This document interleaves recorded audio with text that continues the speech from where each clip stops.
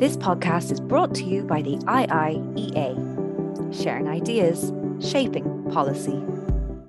Hello, everyone. I'm very happy to welcome you to this IIEA webinar. My name is Martina Kirschberger, and I'm an assistant professor in economics at Trinity College Dublin. I'm delighted to be joined today by Professor David Luke, who is professor in practice and strategic director at the London School of Economics, Firoz Lalji Institute for Africa, and extraordinary professor at Northwest University in South Africa. Specializing in African trade policy and trade negotiations, Professor Luke has built an extensive career spanning a tenured appointment at Dalhousie University in Halifax, Canada, and assignments at the African Union, the UN Development Programme, and the UN Economic Commission for Africa. At the UN Economic Commission for Africa's African Trade Policy Center, Professor Luke and his team were instrumental in the preparation of the protocols that make up the African Continental Free Trade Area Agreement. Professor Luke will talk to us today about his new book titled How Africa Eats: Trade, Food Security and Climate Risks, which is published today with LSE Press. And so I'd like to extend a warm congratulations to him on the publication of a book already described as a must-read for those interested or involved in food systems and trade in Africa. How Africa Eats follows How Africa Trades, also edited by Professor Luke, as the second major research output of the Africa Trade Policy Program of the Firoz Lalji Institute for Africa, the LSE.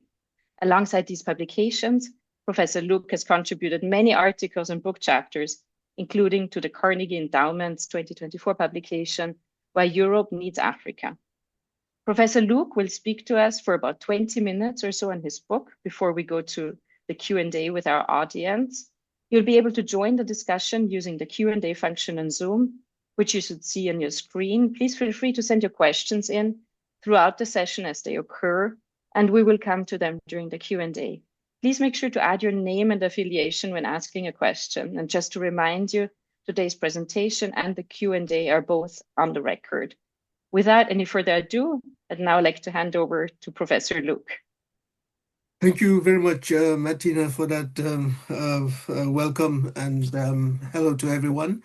I am truly delighted to have been invited by the Institute of International and European Affairs to this event, and even more so that the Institute and its affiliates are the first audience really to for me to have the opportunity to talk about this book and the ideas that we wanted to explore in the book. So basically, we wanted to look at why food deprivation exists at the scale that it does in Africa, what the implications for policy are, and in doing so, wanted to focus on food security in relation to trade, agriculture, and climate policies. We also wanted to highlight that the scale of food insecurity in Africa is truly staggering. 280 million Africans were deemed to be undernourished in 2022. 340 million Africans lack stable food access.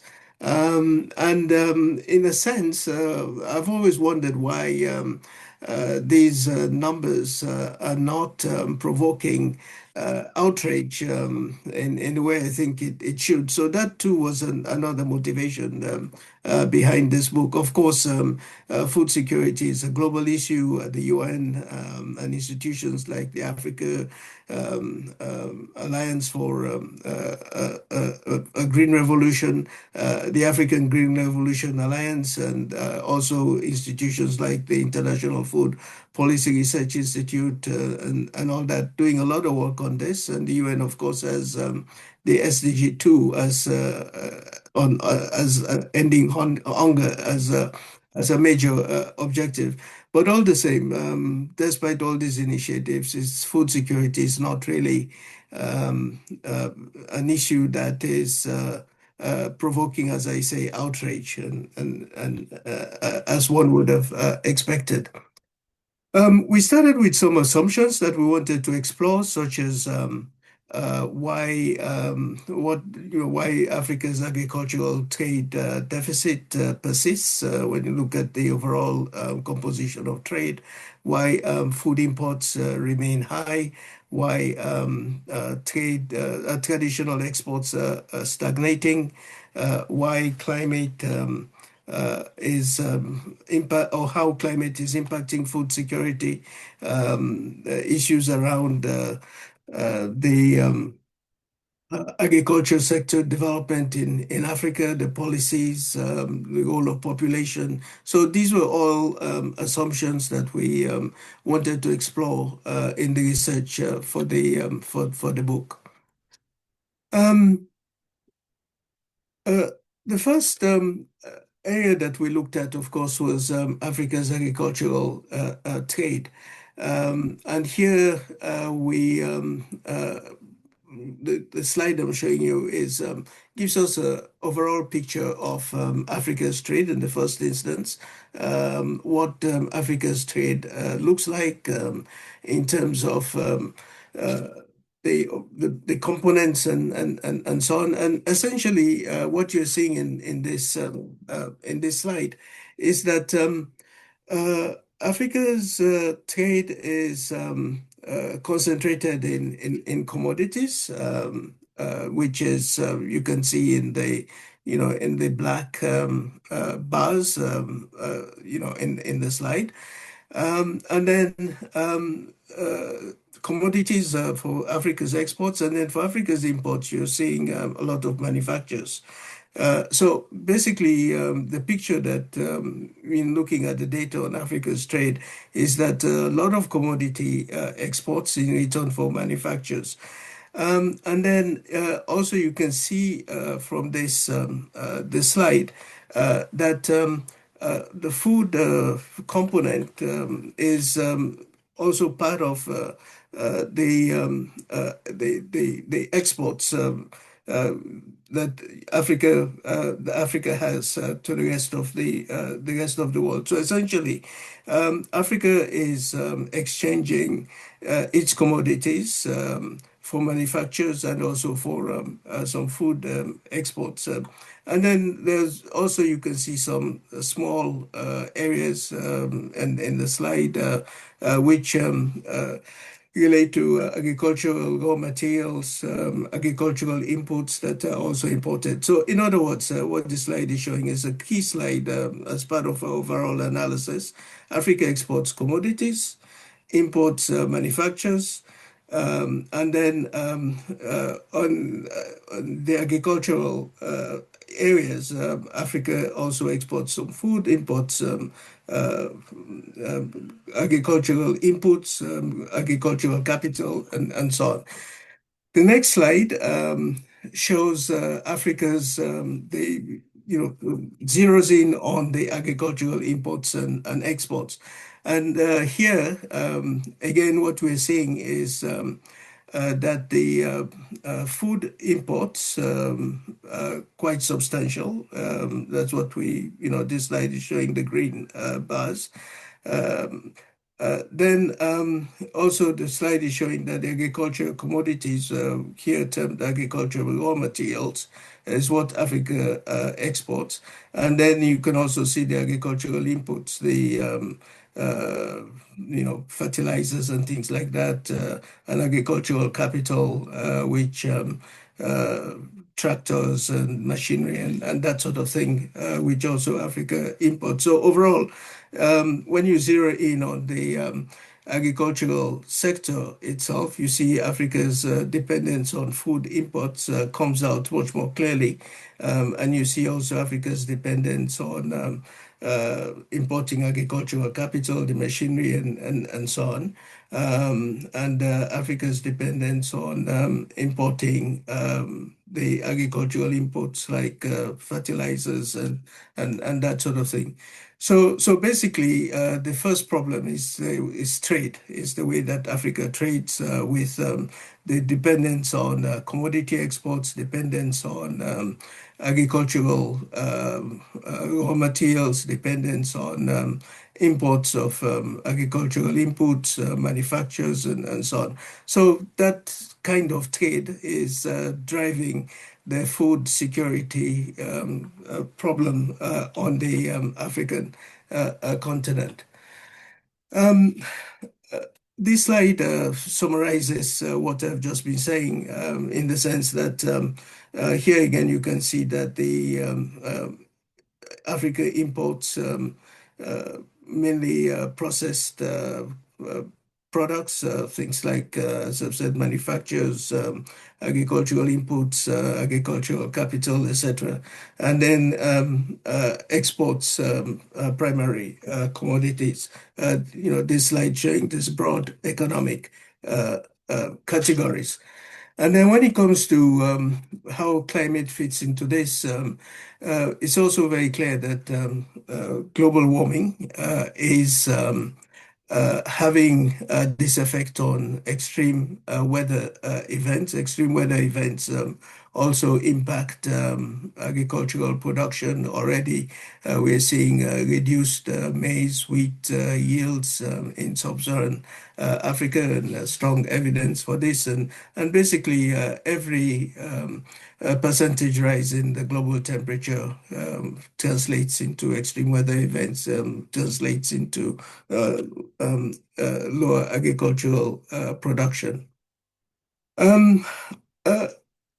So we then looked at what Africa eats, literally, what are the food products, and how these food products, how competitive they are globally, and how Africa is faring in terms of producing these food products. And what also jumped out, and here I should just add parenthetically that we used a lot of data from the Food and Agricultural Organization of the UN, which is the mine trove of data on food and agricultural issues. So this was our main data source. But what came out in terms of the overall picture when it comes to food production is that although food production has been growing in Africa, and you can see this with the brown shaded line that is showing the upward tick in food production.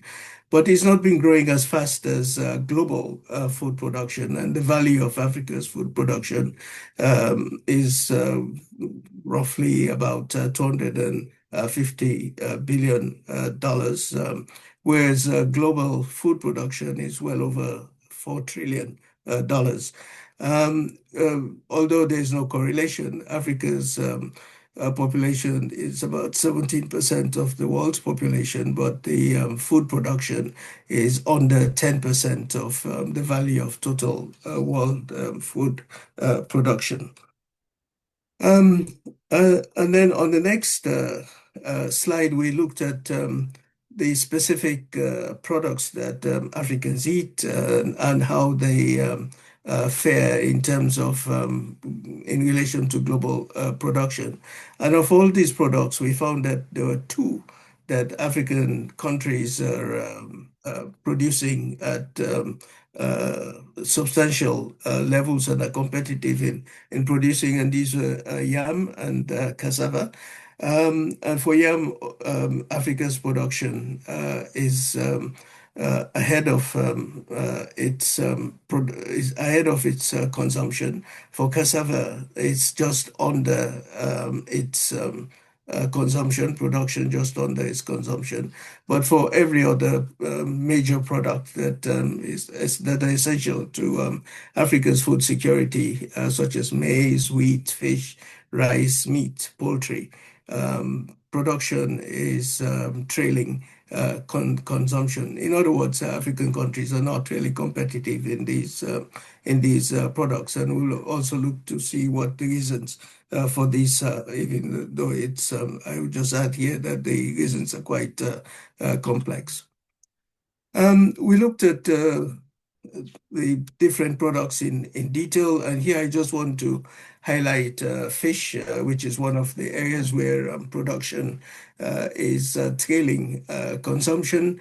And in looking at this sector, it was very clear that you have problems in fish stock management, problems relating to climate. If you take, for example, Lake Chad, which is now has shrunk to over just a third of its original size.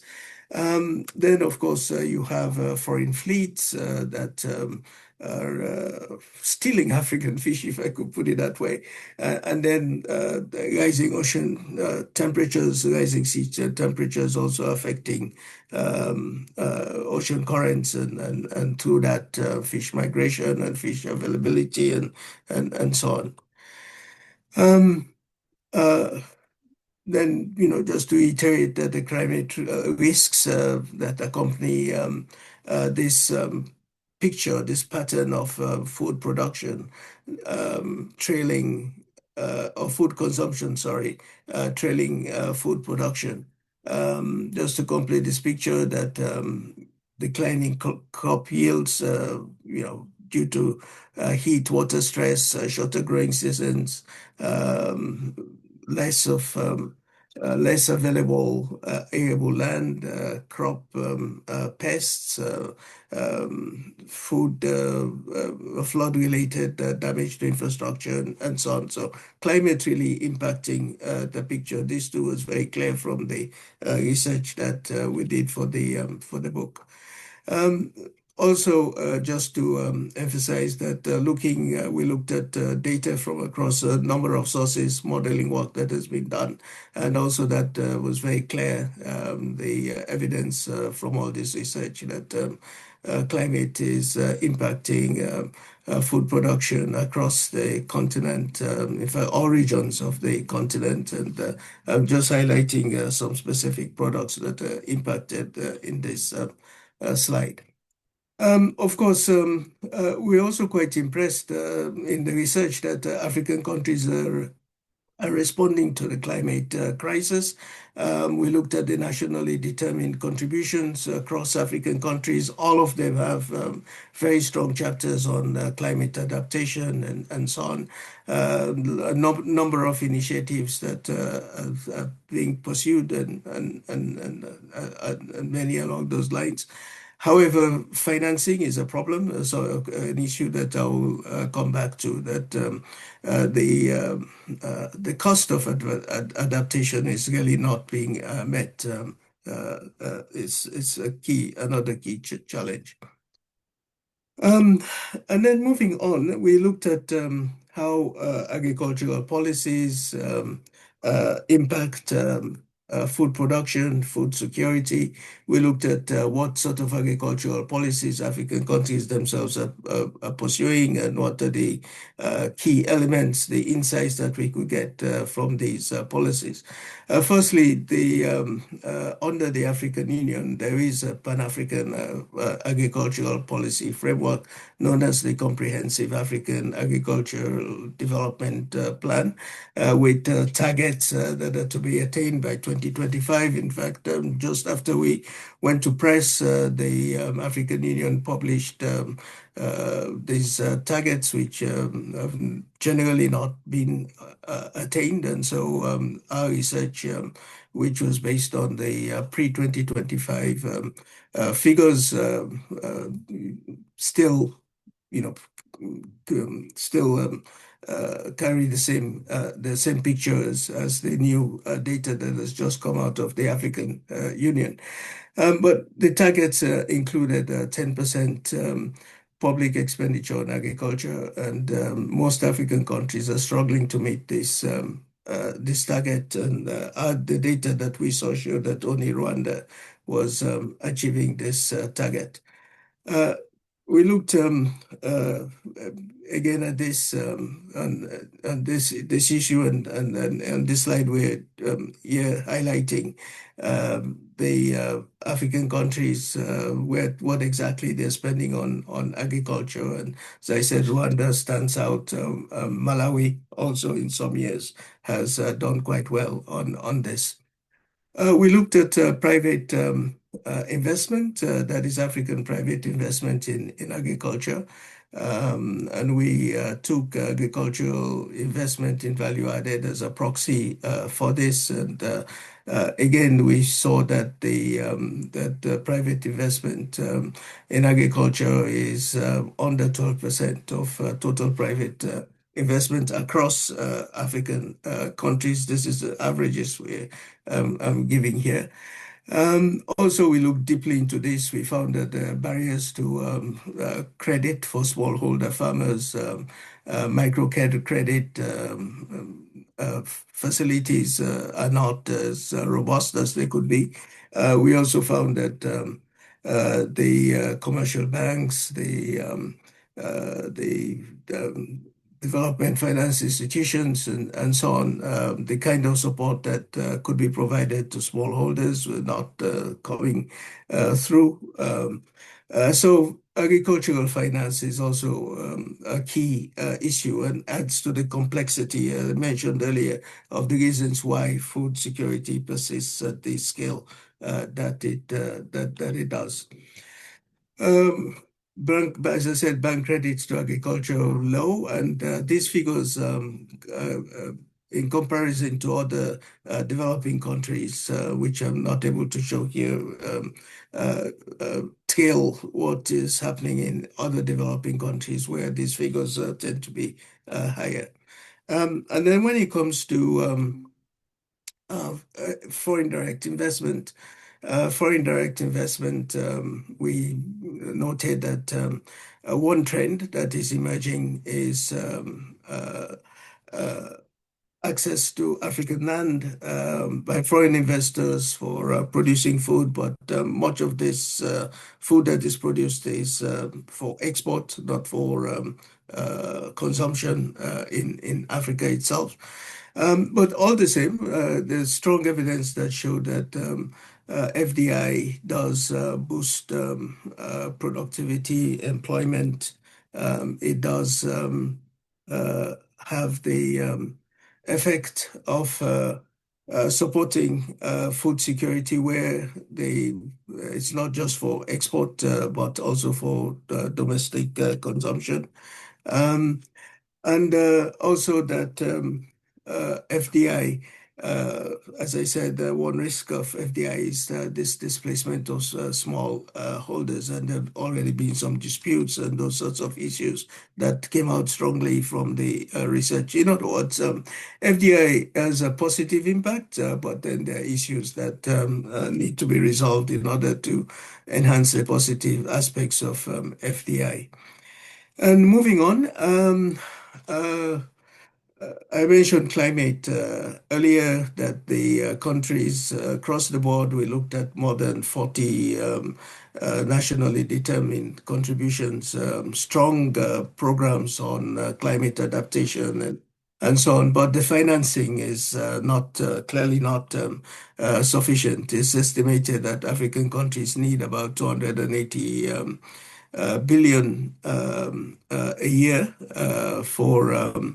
to implement these programs that are in the national determined contributions, but the available financing is far short of that. And then moving on.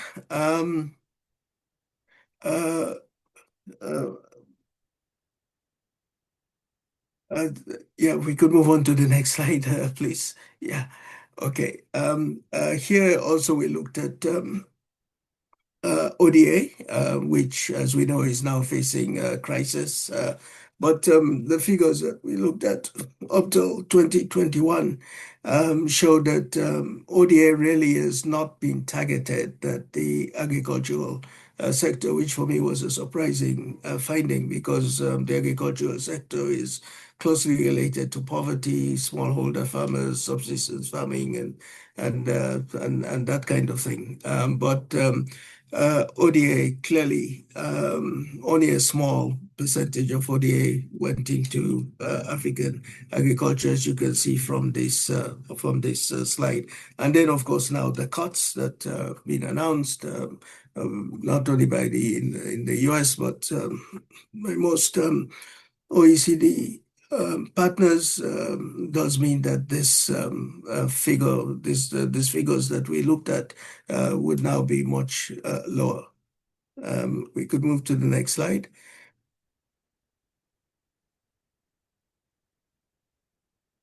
Now we looked at who is involved in African agriculture, who are the actors, so to say. Smallholder farmers are key to African agricultural production, but face several challenges. Um, they produce about 90% of Africa's food.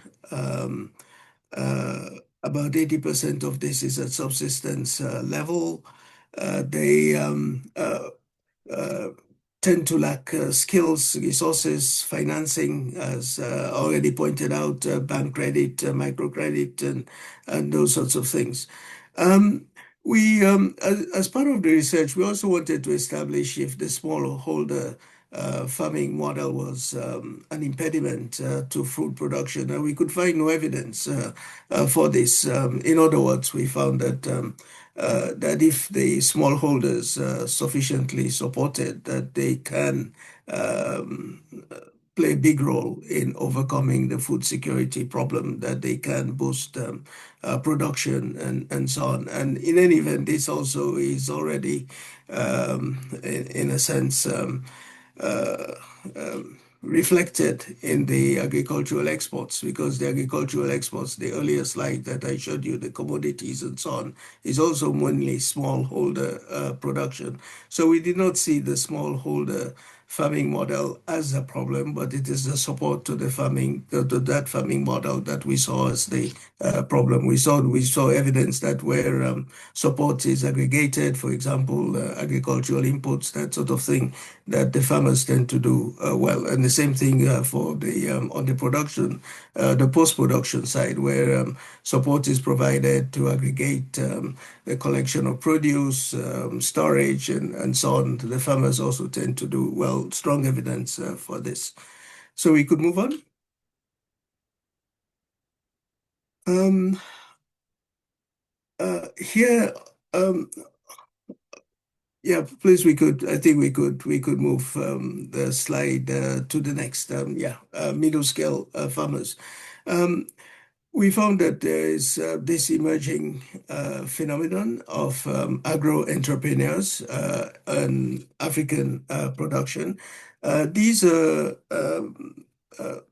now number a few million of these type of farmers. They tend to be better educated, better access to inputs, to technology, to markets, and so on, better access to finance. They also tend to have on the post production side a better marketing approaches, better marketing skills, and so on. So medium scale farmers are growing now, as I said, number 3-4 million, something in that region, although we could not put a precise figure on it, but in that general region.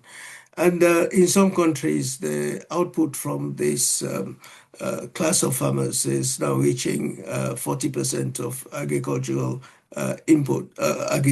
output.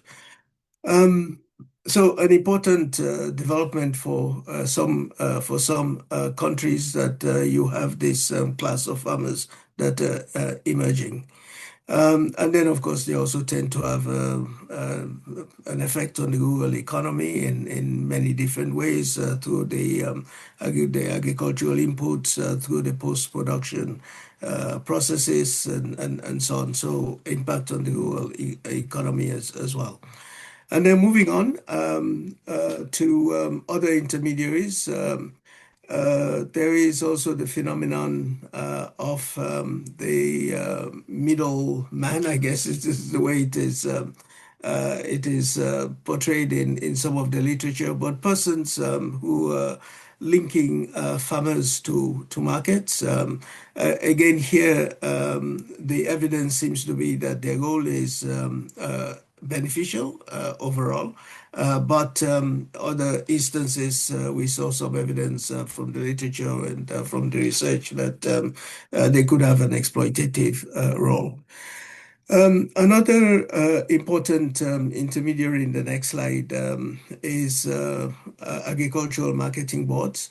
Sadly, for many African countries, these were at one point very pervasive, but being sort of state-owned enterprises, the wave of privatization and so on meant that many of them were disbanded.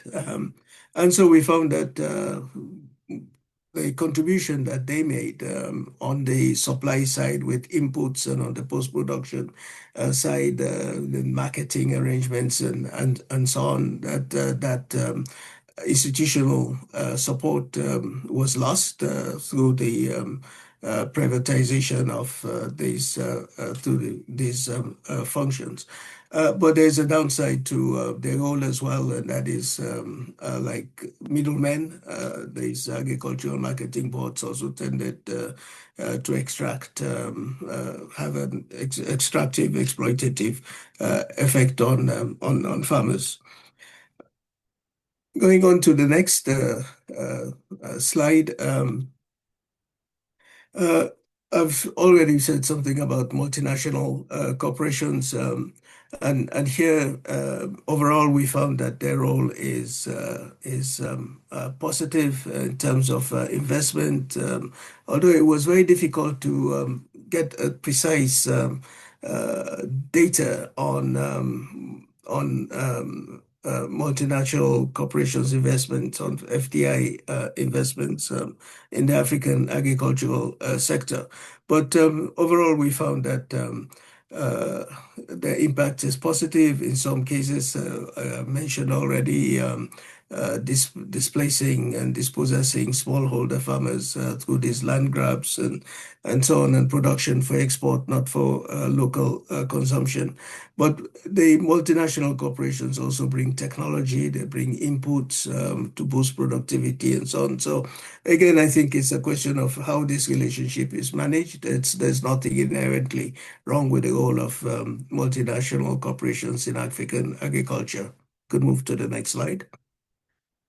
Then coming back to the trade aspect, we wanted to look at intra-African trade, what role agriculture plays in this, and through that, of course, how that impacts food security.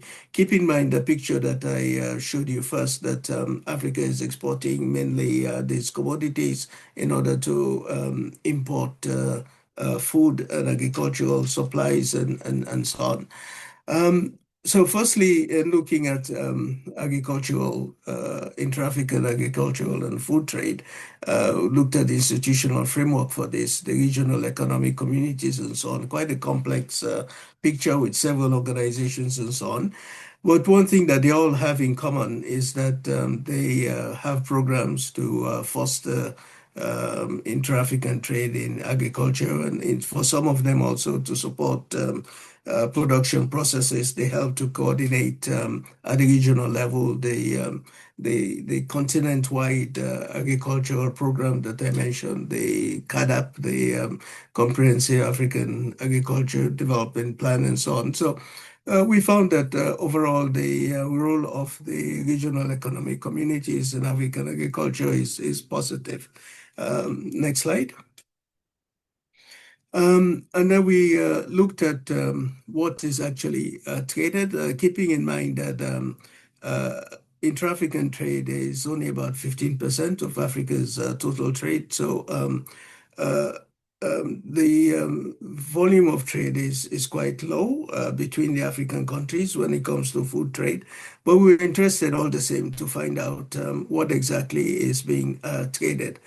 And what jumped out is fish is an important commodity that is being traded among African countries. Yam also stands out. Maize stands out. as well as meat and poultry. These are some of the commodities that stand out that are being traded among African countries. Volumes are low, but all the same, these are, this trade is happening. Next slide. The other aspect is that the trade occurs mainly within the regional economic communities, not between them. And what this implies is that the Continental Free Trade Area Agreement, the AFCFTA, could play a role in terms of facilitating trade between the African regional economic communities. Also, we found that these regional economic communities tended to have programs to help smallholder farmers with trade, that is, having simplified trading regimes in some cases to make it easier to get produce across the border. We also found that Eastern Southern African regional economic communities were more effective in this regard than the other sub-regions. And we could move on to the next slide. Informal cross-border trade happens a lot in Africa. This is trade that is not necessarily recorded and so on, and usually because the parcels that cross borders are very small. And that sits very well with the smallholder model with subsistence farming in some cases, which means that families are able to send across the border produce which they don't need for their own consumption and so on. And we found that the key products that we were looking at, that they also traded, as listed here, cassava, fish, maize, rice, wheat, yams, all part of this trade. We try to estimate what is the value of this trade. Difficult to estimate because it's not recorded, but through observation and so on, we thought that it could be as high as 25 billion, as low as 10 billion, so quite significant. And it's clearly important as a source of food for many households. We could move on to the next slide. Again, here, as I already mentioned, it's this informal trade motivated by the smallholder trading model and so on, and we could move on.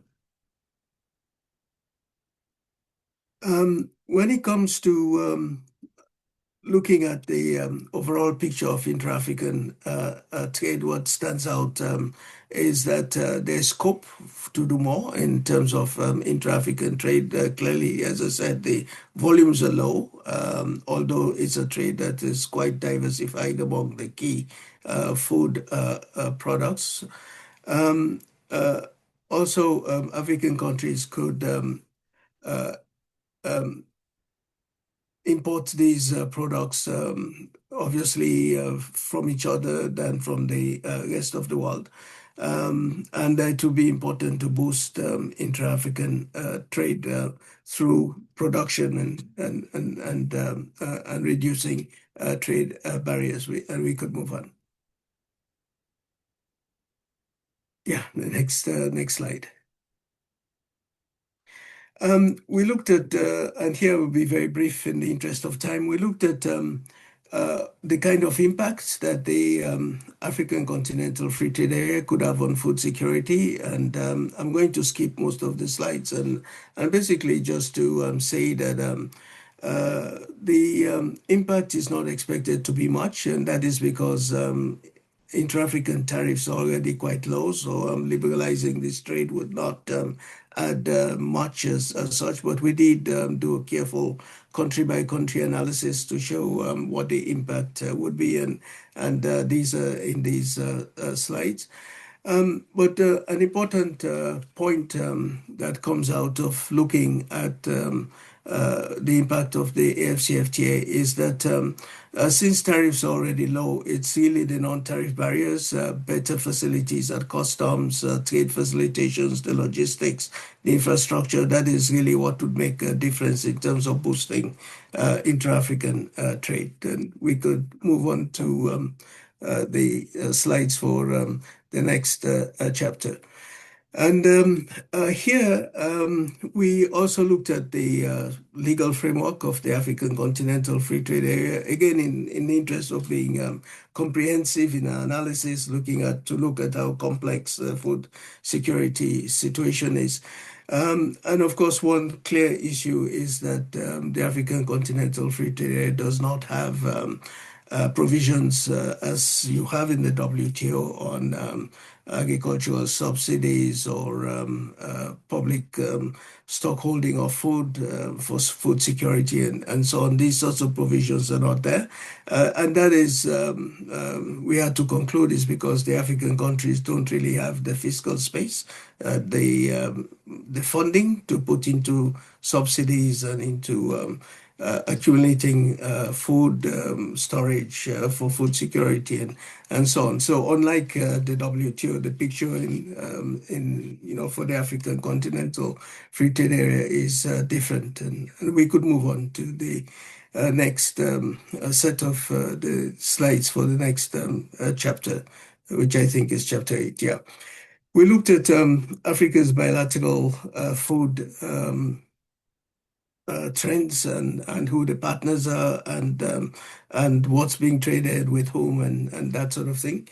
And here for the imports, which firstly for the exports, which this slide is showing, that the agricultural commodity exports mainly go to the EU, which is the biggest trading partner. The second biggest trading partner is Africa itself, inter-African trade, shown in the brown shade. But there are other partners that are growing in importance as export destinations, such as China, Russia, India, and so on. And then in the next slide, when we looked at the import situation, similar, that import of food comes from the EU in a large part. And then you have intra-African trade as well, quite important in terms of share. But then all these other countries, and significantly countries from the global south, increasingly having a role in Africa's food trade. So that's the overall picture that complements the very first slides that I showed you on the balance of trade between the food imports, agricultural machinery, and so on. But this is now zeroing down to the destinations of the imports and the exports. We noted a number of bilateral challenges, agricultural protectionism, of course, the sanitary, phytosanitary issues stand out in agricultural trade, intellectual property rights as regards seeds and so on. And then, of course, for African exports to the US, the special program, the Africa Growth and Opportunity Act, is now all but being gutted by the Trump administration tariffs, and no one really knows if this program will be renewed when it comes up for renewal in September this year. In any case, it's now an academic issue because as of now, the universal worldwide 10% tariffs, which have been imposed on all imports into the US, whereas before the Trump tariffs, it was zero tariffs for African agricultural exports to the US. So we could move on.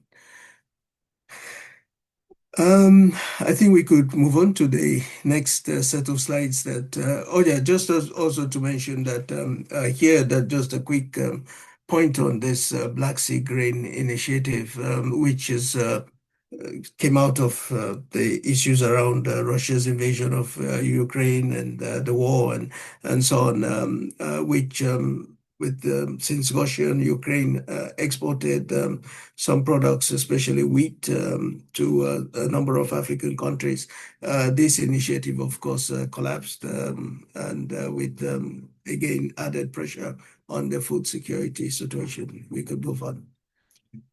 And finally, we looked at the role that the WTO plays in Africa's food security, the production issues, and so on. We looked at the agreement on agriculture at the WTO. We could move on to the next slide. And essentially, what we found is that the WTO allows for subsidies for agricultural production and so on through these so-called boxes, the amber box, the blue box, the green box, etc., which are used for different categories of subsidies. But the overall effect, of course, is massive subsidies on agricultural production. There is a development box for developing countries, which developing countries could also use to subsidize. Again, when we looked at the evidence, we found that many developing countries, India, China still is regarded as a developing country in the WTO. India, China, Southeast Asian countries, etc., use the development box, but we could find no evidence of any African country using the development box. Again, it goes back to the problem of the fiscal space, not having the funds to subsidize agriculture, which in fact is why there was no need to discipline agricultural subsidies in the African Continental Free Trade Area Agreement. And we could move on to the next slide. This slide gives us some idea of the subsidies. As you can see, these are quite substantial. In looking at these figures, keep in mind that the GDP of the median African countries is 16 billion US dollars. And so here we're looking, I think we use Eurostat data. US subsidies 190 billion euros, China 173 billion, the EU 81 billion, India 67 billion, and so on. So clearly massive subsidies to agriculture. That impacts these products that we tracked, the poultry, the maize, wheat, rice, etc., that we tracked as key products that are essential for Africa's food security and consumption and so on. But what we also found is that these subsidies make food available on a global basis. And this is a point I'll be coming back to. Just hold it for now because it's an important point. But at the same time, it does mean that African countries cannot be competitive in some of these key food products that I mentioned. We could move on to the next slide. So African countries do have an interest in subsidy reform, which is something that they've been pursuing at the WTO through the successive ministerial meetings and so on. Agriculture is always on the agenda, and we could move on. Another area that African countries have been interested in at the WTO agricultural discussions is on export restrictions in agricultural products, because obviously with 43 African countries being net food importers, this is an important issue for them. And essentially the point here is that the export restrictions, and we saw a bit of this, especially right after the COVID pandemic, where issues around supply chains and so on in around 2021, 22 into 23. So these export restrictions were of great concern to African countries, and obviously wanting to have them disciplined at the WTO. Next slide. Fish subsidies, also discussions going on at the WTO on the fish subsidies already. There's an agreement that is not fully ratified yet, the first phase of the fisheries subsidies agreement, which is important for African countries because I already mentioned when we looked briefly at the fish sector that African countries suffer from illegal fishing and so on. We could move on. And the next slide. Um, so a conclusion in looking at the WTO issues is that there's some important trade-offs in thinking about agriculture, global agriculture, and the role of the WTO. On the one hand, we could see that the subsidies make global production and food available. No question about that. There is enough food on the planet. But the trade-off is that it does mean that poor countries that cannot subsidize really are then dependent on importing food from other countries which are able to subsidize and to produce on a massive scale. Then also export restrictions. It's good for countries who want to safeguard their agricultural supplies, but it undermines global food security, and so that interest in trying to ensure that there is a balance that is maintained here. So one of the conundrums, and I guess one reason why agricultural discussions at the WTO tend not to produce a satisfactory outcome for just about all concerned is that food, of course, is a very special product. Demand is inelastic and so on. So this tension between subsidizing food production, but then undermining production in poorer places is one that persists, and this is why I've described it here as a conundrum. We could move on. So this leads us to a conclusion. I recognize that the presentation has taken a little longer than I thought.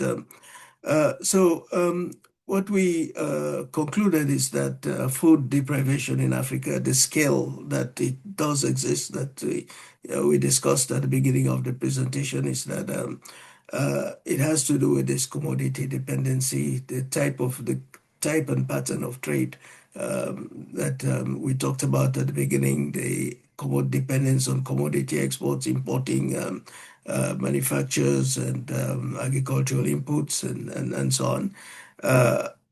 The extent of poverty, this kind of trade really does not add value to these commodities. It does not move African countries up the value chain, which means poverty is persisting.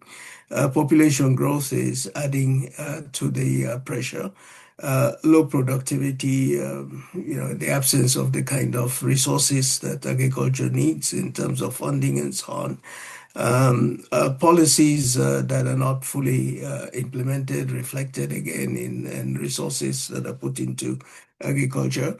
Capacities do vary from country to country, but again, we were quite clear that the problem is not with smallholder farmers. The problem is the kind of support that they could be given. And then, of course, we try to show that the climate is impacting production. So production being squeezed because of climate, and then production being squeezed because of global subsidies and various other impacts. Yeah, and so these are ending with these key messages, but basically that climate change threatens food security in Africa. A lot of evidence for this. Food production is growing, but not enough to close the food deficit. Africa is not competitive in growing most of the continent's basic foods because of the subsidies. Africa's food security is worsened by gaps in agricultural policy, implementation, finance, institutions, capacities, and food dominates inter-African trade, which remains small. And the next slide. The impact of the AfCFTA tariff liberalization on food trade flows will be modest because the tariffs are already low. Good thing. The non-tariff barriers will have a greater impact. The imports increasingly coming from the global south, although the traditional partners, including the EU, still have substantial share of imports. The agricultural negotiations at the WTO contentious because of the imbalances, the asymmetries, but we need to understand the trade-offs when we're looking at agricultural reforms. So I guess I'll end the presentation here with our recommendations on promoting inter-African trade, on prioritizing the non-trade measures that I mentioned, the customs reforms, border issues, etc., support to smallholder farmers, adapting to climate change, the finance, and rethinking how to approach discussions at the WTO. Thank you for listening to me. I know that this has taken much longer than I thought it would, but there was also quite a lot of material to go through. Thank you so very much. Thank you. This podcast is brought to you by the IIEA, sharing ideas, shaping policy.